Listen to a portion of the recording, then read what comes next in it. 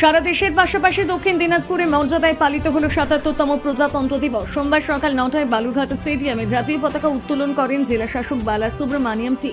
এরপর জাতীয় পতাকাকে সম্মান জানান জেলা শাসক বালা সুব্রমণিয়াম টি, পুলিশ সুপার চিন্ময় মিত্তাল সহ অন্যান্য আধিকারিকরা। জেলাবাসীর জন্য স্বাগত ভাষণ দেন জেলা শাসক বালা সুব্রমণিয়াম টি। এদিনের অনুষ্ঠানে হাজির ছিলেন জেলার উচ্চপদস্থ আধিকারিকরা, রাজ্য পুলিশ, সিভিল ডিফেন্স সহ জেলার বিভিন্ন স্কুল ও কলেজের ছাত্রছাত্রীরা প্যারেডে অংশগ্রহণ করে।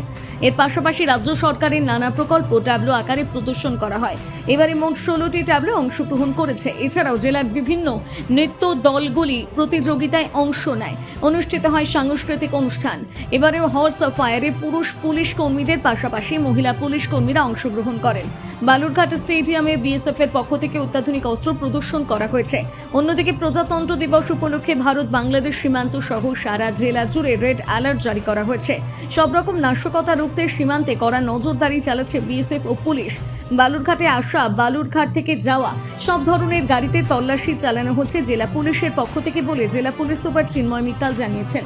এ বিষয়ে জেলা শাসক বালা সুব্রমণিয়াম টি জানান,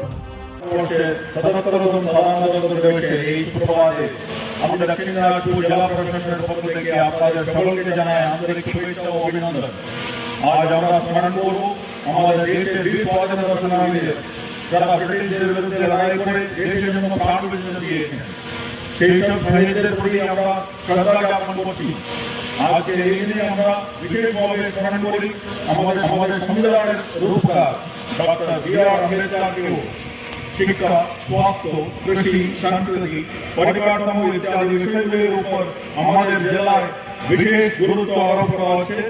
জেলার ৩০টি পঞ্চায়েতের সকল সংস্থা, পৌরসভা এবং জেলার সকল সরকারি দপ্তর জেলাকে আরো এগিয়ে নিয়ে যাওয়ার লক্ষ্যে নিরন্তর কাজ করতে চলেছে।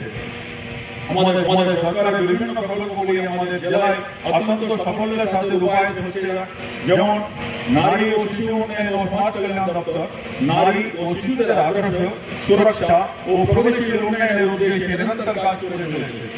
69,440 বার্ষিক ভাতা, 14,837 মানবিক ভাতা, 42,690 বিধবা ভাতা দেওয়া হচ্ছে।